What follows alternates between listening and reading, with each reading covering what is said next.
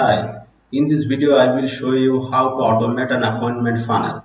So we have our plan, and in this video I will show this particular automation only. So at first we need to create a pipeline and then a new email sequence. So we need to create a pipeline, and we can go it from the opportunity field and this new pipeline and new. So we have our new list, and there is a five field I have added in our system. Now if we go to our opportunity field, we can see there is five options. Now I will create a new group because we don't need to mess with other funnel automations. So I'm going to create a appoint group, and inside this group we can create multiple workflow.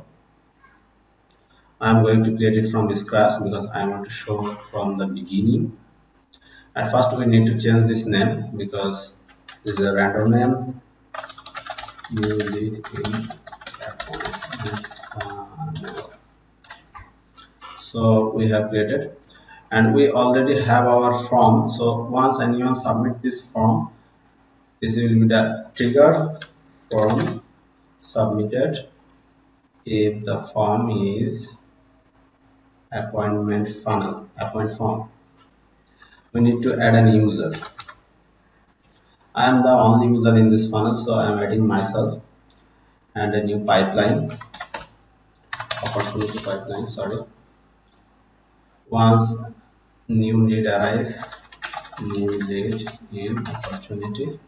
So if new lead arrive, it will be new lead list, and the name should be full name of the person, and email should be full name of this person. So value I am not giving anything, just I am going to make it open.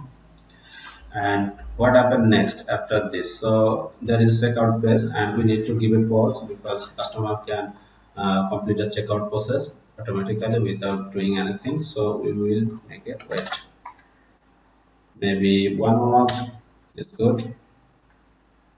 Then we will set a new email sequence. We have four emails in our system, so we are going to add four emails one after one. So email, we can give a name, email sequence number one.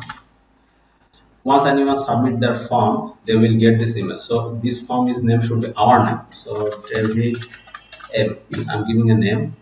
You can give it anything, and email should be email your domain.com. You can give it any email you have in your system because this email, the prospects will get email from this email.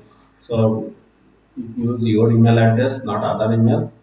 And finally, the subject name, order not completed yet. So we are just going to notify them, hey, you failed to complete your checkout. And now next name.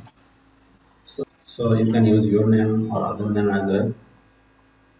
So in this way, you can create lots of email sequence, wait for 1 day, and send another email for 1 day. And you can set a new email sequence.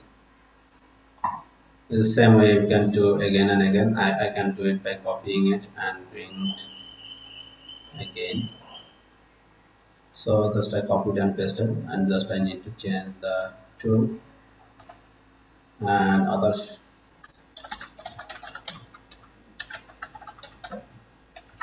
Something like we can create again and again so that the prospect can complete the checkout process, and we can duplicate this process into process first by doing it.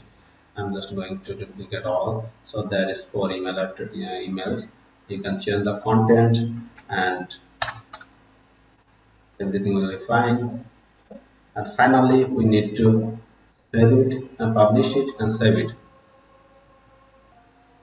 So our workflow already completed, and also we need to go to settings. So if anyone responds from this email, like I don't want to check out, I don't want to order something like that or anything, they can, this email sequence should be stopped. So There is nothing to do. It's ready.